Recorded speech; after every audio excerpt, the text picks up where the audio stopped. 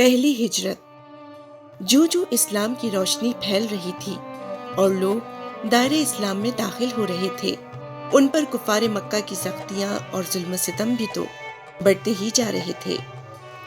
اگرچہ مسلمانوں کے پاس حضرت علی رضی اللہ تعالیٰ عنہ، حضرت امیر حمزہ رضی اللہ تعالیٰ عنہ اور اب تو حضرت عمر رضی اللہ تعالیٰ عنہ جیسے زبردست لوگ بھی موجود تھے، مگر یہ بڑے حضرات مکہ کے سارے مسلمانوں کی حفاظت تو نہیں کر سکتے تھے، وہ بھی ہر وقت۔ اس پر مسلمانوں نے حضور اکرم صلی اللہ علیہ وآلہ وسلم سے ہجرت کی اجازت طلب کی۔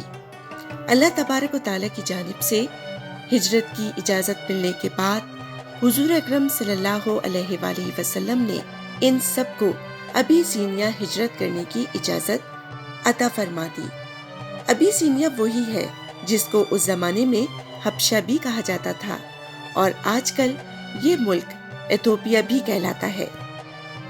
مسلمان احتیاطاً چھوٹے چھوٹے قافلوں کی شکل میں رخصت ہونے لگے، مگر جلد ہی کفار کو علم ہو گیا۔ ان کو خطرہ ہوا کہ اس طرح تو اسلام مکے سے بھی نکل کر پوری دنیا میں پھیل جائے گا، چنانچہ انہوں نے مسلمانوں کی تلاش اور ان کو ہجرت کر جانے سے روکنے کی کوششیں شروع کر دی۔